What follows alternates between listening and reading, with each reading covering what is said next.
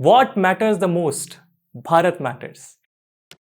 जय हिंद एवरीवन, मेरा नाम है आदर्श गुप्ता और स्वागत है आपका भारत मैटर्स में। यह सुबह थी सितंबर 2001 की, तारीख 11। हर आम दिन की तरह बॉस्टन में एयर ट्रैफिक कंट्रोलर्स अपना बिजी डे स्टार्ट करते हैं। 7:59 मिनट्स पर बोइंग 767 विमान में उड़ी अमेरिकन एयरलाइंस की फ्लाइट 11 बॉस्टन इंटरनेशनल एयरपोर्ट से टेक ऑफ करती हैं।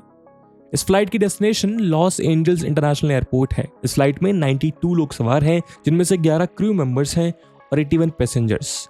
टेक ऑफ करने के लगभग 15 मिनट के बाद पता चलता है कि 81 पैसेंजर्स में से 5 लोग हाईजैकर्स हैं। कुछ ही देर में ये हाईजैकर्स अपने मकसद को अंजाम देना शुरू कर देते हैं। इनमें से कुछ जबरदस्ती कॉकपिट में घुसते हैं। इन हाईजैकर्स में से एक हाईजैकर मोहम्मद अता के पास कमर्शियल फ्लाइट की ट्रेनिंग है। मोहम्मद अता पायलट और को पायलट से प्लेन का कंट्रोल छीन लेता है और प्लेन को सीधा वर्ल्ड ट्रेड सेंटर के ट्विन टावर्स की ओर ले जाता है। 8:45 पर यह विमान वर्ल्ड ट्रेड सेंटर के नॉर्थ टावर के 80th फ्लोर में जाकर क्रैश करता है और वहां एक बर्निंग होल बना देता है। ये 110 स्टोरी स्काई स्क्रैपर बिल्डिंग कुछ ही समय में ताश के पत्तों की तरह बिखरने लग जाती है। सभी 92 लोग मारे जाते हैं। शुरुआती कुछ पलों में किसी को कुछ समझ नहीं आता। ऐसा लगता है कि मानो ये कोई अनफॉर्चुनेट एक्सीडेंट मात्र है, लेकिन जल्दी पता चलता है कि ये कोई एक्सीडेंट नहीं बल्कि इतिहास का सबसे भयानक आतंकवादी हमला है। ये पूरा इवेंट ग्लोबली टेलीविजन पर ब्रॉडकास्ट होता है और अमेरिका के साथ पूरे विश्व भर को गहरे सदमे में डाल देता है। ये वो इंसिडेंट है जो इतिहास के रुख को हमेशा के लिए बदल देता है। ये वो इंसिडेंट है जो अमेरिका और आतंकवाद की लड़ाई को एक नया रूप देता है।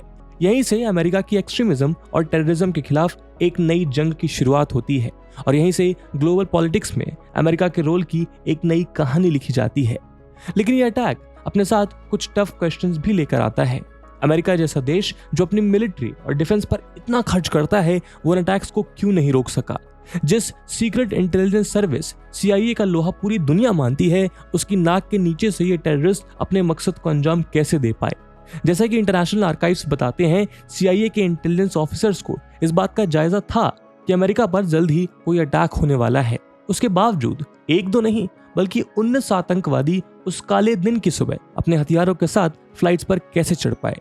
यहाँ फेलियर असल में किसका था? इसके अलावा सवाल ये भी उठता है कि इन टेररिस्ट ने अमेरिका जैसी वर्ल्ड पावर को अपना शिकार क्यों बनाया? वर्ल्ड ट्रेड सेंटर को यूं इस तरह छलनी करने के पीछे क्या मकसद था? इस अटैक का मास्टरमाइंड और एक वेल्दी बिलियनियर के बेटे उसामा बिन लादेन की क्या कहानी थी? उसकी अमेरिका से क्या दुश्मनी थी? और भले ही अमेरिका ने कुछ सालों बाद उसामा बिन लादेन को खत्म कर दिया, लेकिन क्या अमेरिका टेररिज्म के खिलाफ अपनी इस लंबी लड़ाई में सफल हो पाया है? तो आज के इस वीडियो में हम इतिहास के उस काले दिन से जुड़ी उन सभी सवालों से पर्दा उठाएंगे जो आज भी पूरी दुनिया को हॉन्ट करते हैं। तो शुरू करते हैं अपना डिस्कशन बिना किसी देरी के। सबसे पहले उन 3 भयानक घंटों की कहानी पर वापस आएं तो अभी तक अमेरिका एयरलाइंस की फ्लाइट 11 वर्ल्ड ट्रेड सेंटर के नॉर्थ टावर में जाकर क्रैश हो चुकी थी। जैसे ही ये खबर सामने आई, पूरे अमेरिका में हड़कंप मच गया। अभी कोई पूरी तरह समझ भी नहीं पाया था कि 18 मिनट के अंदर यूनाइटेड एयरलाइंस की फ्लाइट 175 वर्ल्ड ट्रेड सेंटर के साउथ टावर के 60th फ्लोर को चीरती हुई निकल जाती है। इन कॉलिजन से मैसिव एक्सप्लोजन होता है। इन फ्लाइट पर ऑनबोर्ड सभी 65 पैसेंजर्स भी मारे जाते हैं। कुछ ही समय में जलते हुए ट्विन टावर्स के अंगारे आसपास के बिल्डिंग्स और स्ट्रीट्स पर बरसने लगते हैं। चारों ओर डस्ट और स्मोक के मैसिव क्लाउड्स आसमान को ढक देते हैं। चारों तरफ हताश लोग अपनी जान बचाने के लिए इधर उधर भाग रहे होते हैं। Rescue teams world trade centre की ओर बढ़ती हैं और अपने ऑपरेशन शुरू करती हैं। अब तक चर्चा आम हो चुकी थी। अमेरिका एक अटैक के अंडर था। उधर US president George W. Bush उस समय फ्लोरिडा के एक एलिमेंट्री स्कूल के दौरे पर होते हैं। फर्स्ट प्लेन क्रैश के तुरंत बाद व्हाइट हाउस के chief of staff Andrew Hilcart junior उनको इस अटैक के बारे में इन्फॉर्म करते हैं, लेकिन प्रेसिडेंट को उनकी बात पर यकीन नहीं होता। उनको लगता है कि अनक्लियर वेदर या पायलट की हेल्थ इमरजेंसी के कारण ये एक्सीडेंट हुआ है। इस मूवमेंट पर उनके कुछ ऑफिशियल्स ये जान चुके होते हैं कि ये टेरर अटैक है, क्योंकि अगर ये कोई छोटा प्लेन होता तो वो WTC की बिल्डिंग के साइड में बाउंस ऑफ कर चुका होता, और यदि वो इतना बड़ा प्लेन था तो ऐसे में कोई भी कमर्शियल पायलट बिल्डिंग को अवॉइड करने के हर मुमकिन एफर्ट्स कर चुका होता। कोई भी प्रोफेशनल पायलट इतना बड़ा हादसा होने नहीं दे सकता था। खैर, सच्चाई भी यही थी। ये कोई एक्सीडेंट नहीं बल्कि वेल प्लान्ड टेररिस्ट अटैक था। फिर कुछ ही मिनट बाद दूसरा अटैक होता है। उस समय प्रेसिडेंट 2nd क्लास के स्टूडेंट्स के साथ एक रीडिंग एक्सरसाइज कर रहे थे। अब एंड्रयू हिलकार्ट के सामने एक हिस्टोरिक डिसीजन लेने की बारी थी। क्या उन्हें प्रेसिडेंट जॉर्ज डब्ल्यू बुश को इन्फॉर्म करना चाहिए? कार्ड जानते थे कि अमेरिका एक सीरियस इमरजेंसी के बीच खड़ा है। प्रेसिडेंट को इन्फॉर्म करना जरूरी था, लेकिन प्रेसिडेंट उस समय प्रेस में कैमरास और एलिमेंट्री स्कूल चिल्ड्रन से घिरे हुए थे, तो वो कोई अनइन्फॉर्म्ड रिस्पॉन्स नहीं चाहते थे। उसी वक्त एंड्रयू कार्ड फिर क्लासरूम में आते हैं और बुश के कानों में 11 शब्द कहते हैं, a second plane hit the second tower, America is under attack. लेकिन बुश अभी कुछ भी एक्शन लिए बिना क्लास में बैठे रहते हैं। उनके ऑफिसर्स ये इंश्योर करते हैं कि प्रेसिडेंट को पूरी ब्रीफिंग दिए बिना वो कोई भी स्टेटमेंट रिलीज ना करें। उधर सभी को ये डर भी सता रहा था कि कहीं अगला प्लेन उस स्कूल पर ही क्रैश ना कर जाए, क्योंकि प्रेसिडेंट बुश की विजिट काफी हफ्तों पहले ही शेड्यूल की जा चुकी थी। इस बीच एंड्रयू कार्ड फेडरल गवर्नमेंट का सबसे कोवर्ट और अनयूज्ड प्लान एक्टिवेट करते हैं। इस प्लान का नाम था कंटिन्यूटी ऑफ ऑपरेशंस प्लान, कूप, जो 1998 में क्लिंटन एडमिनिस्ट्रेशन के द्वारा प्रेसिडेंशियल डिसीजिव डायरेक्टिव 67 के तहत इशू किया गया था। ये डायरेक्टिव उन मेजर्स को आउटलाइन करता है जो एक नेशनल इमरजेंसी के दौरान फेडरल एग्जीक्यूटिव ब्रांच की एजेंसीज को अडॉप्ट करने होते हैं। कूप प्लान के तहत फेडरल एजेंसीज को फेडरल गवर्नमेंट के ऑपरेशंस को प्रोटेक्ट करने के लिए अलग अलग ड्यूटी सौंपी जाती हैं। 18 USC 3056 के तहत सीक्रेट सर्विस की ये प्राइम रिस्पॉन्सिबिलिटी है कि वो प्रेसिडेंट, वाइस प्रेसिडेंट और गवर्नमेंट के बाकी लीडर्स को प्रोटेक्ट करने में अपनी जान झोंक दें। 9/11 के दिन सीक्रेट सर्विस एक बेहद रियल सिनेरियो एंटिसिपेट कर रही थी, जहां कोई अननोन एक्टर प्रेसिडेंट को टारगेट करके सरकार को डिसेपिटेट करने की कोशिश कर रहा हो। इसलिए सीक्रेट सर्विस के लिए उस समय सबसे पहला गोल था प्रेसिडेंट को एयरफोर्स 1 पर किसी भी कीमत पर वापस लेकर आना। उधर व्हाइट हाउस में वाइस प्रेसिडेंट डिक चेनी, बाकी ऑफिशियल्स और सीक्रेट सर्विस के पर्सनल्स उनको इवैक्यूएट करने में लगे हुए थे। हाई चांसेस थे कि व्हाइट हाउस टेररिस्ट का अगला टारगेट है। ऐसे में सीक्रेट सर्विस के एजेंट ये जानते थे कि प्रेसिडेंट को वापस वॉशिंगटन ले जाना एक ऑप्शन नहीं है। प्रेसिडेंट बुश प्रोटेस्ट करते हैं, लेकिन सीक्रेट सर्विस के एजेंट्स ये जानते हैं कि जब तक सिचुएशन को कंट्रोल में नहीं लिया जाता, प्रेसिडेंट उनको ओवरराइड नहीं कर पाएंगे, क्योंकि सीक्रेट सर्विस का काम प्रेसिडेंट को प्रोटेक्ट करना था।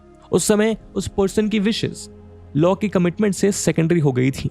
इसलिए प्रेसिडेंट को सिक्योर मिलिट्री इंस्टॉलेशन नेब्रास्का के ऑफुट एयरफोर्स बेस पर ले जाया जाता है। वहां पहुंचकर बुश अपनी स्टेटमेंट से ये कंफर्म करते हैं कि यूनाइटेड स्टेट्स एक जंग पर है। इसके अलावा सीक्रेट सर्विस के प्रोटेस्टेशंस के बावजूद वो वॉशिंगटन जाने की जिद पर अड़े रहते हैं और व्हाइट हाउस की सिक्योरिटी इंश्योर करने के बाद सीक्रेट सर्विस उनको व्हाइट हाउस ले जाती है, जहां वो vice president Cheney, White House के secretary Card, national security adviser Condoleezza Rice और special agent in charge Carl Truscott से प्रेसिडेंट के इमरजेंसी ऑपरेशन सेंटर में मिलते हैं। और अब यहाँ से इस अटैक के अगेंस्ट अमेरिका के रिस्पॉन्स की प्लानिंग शुरू होती है। इस बीच 9:37 पर अमेरिकन एयरलाइंस की फ्लाइट 77 वॉशिंगटन डीसी के ऊपर चक्कर लगाती है और पेंटागन के मिलिट्री हेडक्वार्टर के वेस्ट साइड में जाकर क्रैश कर जाती है। 9:45 पर अमेरिका के सभी एयरपोर्ट्स को शट डाउन कर दिया जाता है। सभी ऑपरेटिंग फ्लाइट्स को जल्द से जल्द अपने नियरेस्ट एयरपोर्ट पर लैंड करने का आदेश दिया जाता है। 9:59 पर WTC का साउथ टावर बुरी तरह से आग लगने की वजह से कोलैप्स कर जाता है। इसी बीच fourth hijack plane United Airlines flight 93 के क्रैश होने का डर सबको सताने लगता है। सब अब ये अंदाजा लगाते हैं कि ये प्लेन एक्चुअली में व्हाइट हाउस या यूएस कैपिटल में क्रैश कराया जा सकता है। बाद में सामने आता है कि इस फ्लाइट के पैसेंजर्स वर्ल्ड ट्रेड सेंटर और वॉशिंगटन में हुए क्रैशेस से अवगत हो चुके थे। वो ये भी जानते थे कि उनका प्लेन भी हाईजैक हो चुका है। उन्हें जल्द ही ये भी अंदाजा लग चुका था कि उनका प्लेन भी क्रैश कर दिया जाएगा, जिसके बाद उन्होंने हाईजैकर से फाइट करना शुरू कर दिया और इस वजह से वो फ्लाइट 10:03 पर अपने टारगेट पर पहुंचने से पहले ही पेंसिल्वेनिया के एक फील्ड में क्रैश हो गई। खौफनाक सुबह से शुरू हुआ यह दिन दोपहर तक 3000 लोगों की मौत और 6000 लोगों के घायल होने का गवाह बन चुका था। लगभग 3 घंटों के अंतराल में दुनिया हमेशा के लिए बदल जाती है। लेकिन दोस्तों, इन कुछ मिनटों की प्लानिंग ओवरनाइट नहीं की गई थी। जाहिर सी बात है कि इतने पावरफुल देश को अटैक करने का ये प्लान किसी आम इंसान के बस की बात नहीं थी और ये लोग भी कोई मामूली क्रिमिनल्स नहीं थे। इतने बड़े हमले को अंजाम देने की तैयारी कई सालों से चल रही थी और साथ ही इससे पहले भी इस हमले को अंजाम देने की असफल कोशिश पहले की जा चुकी थी। तो आखिर ये सब कब और कैसे हुआ, आइए जानते हैं।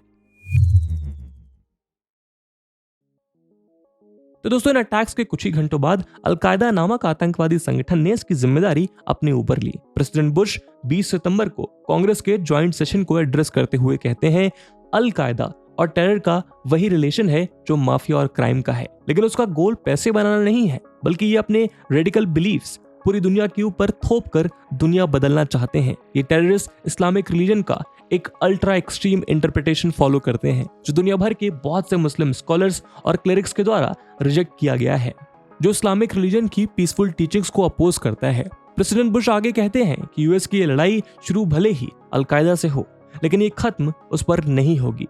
ये तब तक खत्म नहीं होगी जब तक दुनिया का हर आतंकी संगठन को खत्म नहीं कर दिया जाता है।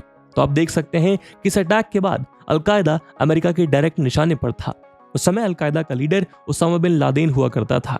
उसामा बिन लादेन इस अटैक का मास्टरमाइंड था, लेकिन इसकी ऑपरेशनल प्लानिंग खालिद शेख मोहम्मद द्वारा की गई थी। यूएस को अटैक करने के लिए हाईजैक प्लेन का इस्तेमाल करना ये टैक्टिकल इनोवेशन मोहम्मद के दिमाग की ही उपज थी। लेकिन इस ऑपरेशन के एग्जीक्यूशन के लिए पर्सनल, मनी और लॉजिस्टिकल सपोर्ट अलकायदा ने प्रोवाइड किया था। मोहम्मद अता को इसका हेड ऑफ ऑपरेशन सिलेक्ट किया गया था। मोहम्मद अता और बाकी 18 आतंकवादी जो ज्यादातर सऊदी अरेबिया से बिलोंग करते थे, उन्होंने खुद को यूएस में सेटल किया हुआ था। अब यदि इस अटैक के रीजन की बात करें तो लादेन ने इस हमले के लिए अमेरिका को ही जिम्मेदार ठहराया था। उसामा का एक एसोसिएट अबू वालिद अल मसरी बताता है कि ओबामा इस बात को लेकर पूरी तरह कन्विंस था कि अमेरिका जितना प्रिटेंड करता है वो उतना स्ट्रांग नहीं है। वो मानता था कि अमेरिका असल में उससे कई गुना ज्यादा कमजोर है। उसामा इसको पेपर टाइगर कहकर बुलाता था। दोस्तों, अमेरिका और उसामा की रिलेशनशिप की शुरुआत कोल्ड वॉर के दौरान हुई थी। 1979 से लेकर 1989 तक चले अफगानिस्तान वॉर में अमेरिका ने यूएसएसआर को हराने के लिए इन मिलिटेंट्स को सपोर्ट किया था। तो उस कहानी की शुरुआत साल 2001 में नहीं, बल्कि 28 साल पहले 1973 में ही शुरू हो गई थी, जब अफगानिस्तान पर कम्युनिस्ट सपोर्ट से मोहम्मद दाऊद ने रजा जाहिर शाह की सरकार का तख्ता पलट कर दिया था और वहां अपनी सरकार बना ली थी। इस तरह अफगानिस्तान में भी कम्युनिस्ट पावर में आ चुके थे। पावर में आते ही इन्होंने वहां के रिलीजन को क्रैकडाउन करना शुरू कर दिया था। इस रिलीजियस क्रैकडाउन की वजह से बहुत से इस्लामिस्ट अफगानिस्तान छोड़कर दूसरे इस्लामिक कंट्री जैसे पाकिस्तान में बसने लगे थे। कोल्ड वॉर के उस इंटेंस दौर में यूएस और ब्रिटेन ये बिल्कुल भी नहीं देख पा रहे थे कि सोवियत यूनियन अफगानिस्तान पर अपना कब्जा जमाने में कामयाब हो गया है। ऐसे में यूएस और ब्रिटेन ने यूएसएसआर के खिलाफ लोगों को देश छोड़कर जाने के लिए इन्फ्लुएंस करना शुरू कर दिया था। अमेरिका ने पाकिस्तान गए अफगानियों को हथियार और पैसा देना शुरू कर दिया और यहीं से एक जिहादी मूवमेंट की शुरुआत हुई, उन लोगों के खिलाफ जो अल्लाह में विश्वास नहीं रखते थे, यानी कम्युनिस्ट के खिलाफ। इस मूवमेंट में कई यंग नेता शामिल हुए थे जो आगे चलकर तालिबान जैसे संगठनों का हिस्सा बनते हैं। इसमें अहमद शाह मसूद जैसे लोग भी शामिल थे जो कट्टर इस्लाम के खिलाफ थे। वहीं दूसरी ओर ऐसे लोग भी थे जिन्हें पाकिस्तान की तरफ से फंडिंग दी जा रही थी। आगे चलकर इन्हें ही मुजाहिदीन मिलिटेंट्स के नाम से जाना गया। इनकी वजह से अफगानिस्तान में ये अनस्टेबिलिटी इतनी ज्यादा बढ़ने लग गई कि सोवियत यूनियन को ये लगने लगा कि अफगानिस्तान गवर्नमेंट से कुछ संभल नहीं रहा। इसके बाद सोवियत यूनियन ने अफगानिस्तान पर हमला कर उसे अपने कब्जे में ले लिया और अगले 10 सालों तक उस पर राज किया। ऐसी कंडीशन में सऊदी अरेबिया जैसे देश भी खुद को कम्युनिस्ट खतरे में देख रहे थे। उनको इस बात का डर था कि कहीं कम्युनिस्ट अफगानिस्तान के थ्रू ईरान, इराक और मिडिल ईस्ट में न फैल जाए। यदि ऐसा हुआ तो ये इस्लाम के लिए किसी खतरे से कम नहीं होगा। वो नहीं चाहते थे कि सोवियत यूनियन पर्शियन गल्फ यानी खाड़ी देशों की तरफ बढ़े। इनको रोकने के लिए सऊदी अरेबिया के अमीर लोगों ने पाकिस्तान में बैठे मुजाहिदीन को पैसा प्रोवाइड करना शुरू किया। उसी दौरान सऊदी अरेबिया के कई अमीर लड़के भी जिहाद की इस लड़ाई में शामिल हुए और उन्हीं में से एक उसामा बिन लादेन भी था। और एक तरह से पाकिस्तान यूएसएसआर को रोकने के लिए एक फ्रंट लाइन कंट्री बन गया था। लेकिन 1991 में जब अमेरिका ने इराक पर हमला किया तो उसामा उसके खिलाफ हो गया, क्योंकि इराक एक इस्लामिक कंट्री था। कुछ सालों बाद 1996 में अफगानिस्तान पर तालिबान का कब्जा हो गया और उनकी सरकार बन गई। उसके बाद लादेन को अफगानिस्तान में एक सेफ शेल्टर मिल गया। लादेन ने 1996 से लेकर 1998 तक कुछ टेरर इवेंट्स को अंजाम दिया। इनमें से सबसे इंपॉर्टेंट था लेबनान अटैक। इस अटैक में अफ्रीका की एम्बेसी पर अटैक करवाया गया था। यहीं से लादेन को खुद पर यह यकीन हो गया कि वो अमेरिका पर भी हमला कर सकता है, उससे अपना बदला ले सकता है और यहीं से 9/11 अटैक की प्लानिंग शुरू हो गई थी। लादेन ने इसके लिए अफगानिस्तान से 19 मिलिटेंट्स को चुना और उनको इस अटैक के लिए ट्रेन किया। बता दें कि इनकी ट्रेनिंग पाकिस्तान में ही की गई थी। उनकी ये ट्रेनिंग 1999 में जाकर खत्म हुई थी। उसके बाद 2001 के मार्च तक सबको एक एक कर छोटे छोटे ग्रुप्स में अमेरिका भेजा गया। इनमें से कुछ को प्लेन उड़ाने की ट्रेनिंग भी दी गई थी और वो भी अमेरिका में ही। आपको बता दें कि हानी हंजूर और नवाफ अल हजमी नाम के 2 आतंकी हमले से काफी पहले ही अमेरिका पहुंच गए थे। ये न्यू जर्सी में आम जिंदगी जी रहे थे।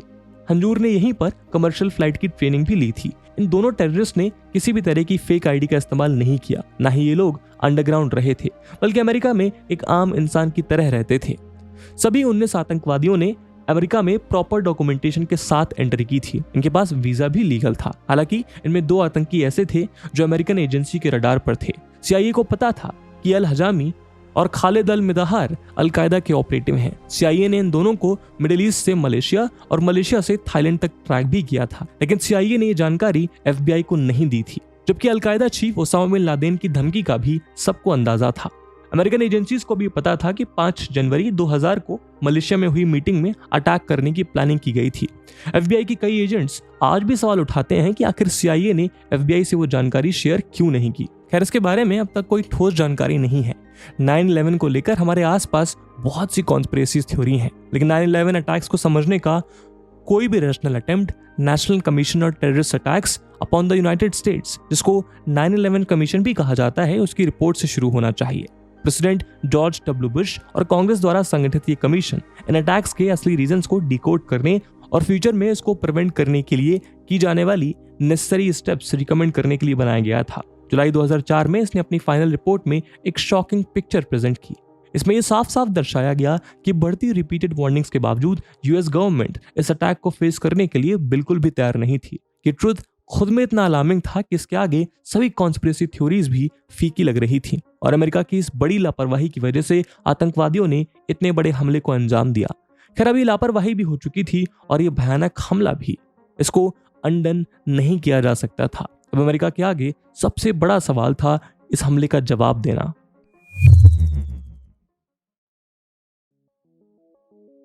इस अटैक के बाद फ्राइडे को president George W Bush New York city की उस साइट पर पहुंचते हैं। इस साइट को ग्राउंड जीरो नाम दिया जाता है। जब रेस्क्यू वर्कर्स चिल्लाते हैं कि वो प्रेसिडेंट को बुलहॉर्न के थ्रू नहीं सुन पा रहे हैं, तब प्रेसिडेंट उनकी तरफ फेस करके शाउट करते हैं, I can hear you, the whole world hears you, and when we find these people who knock these buildings down, they will hear all of us soon.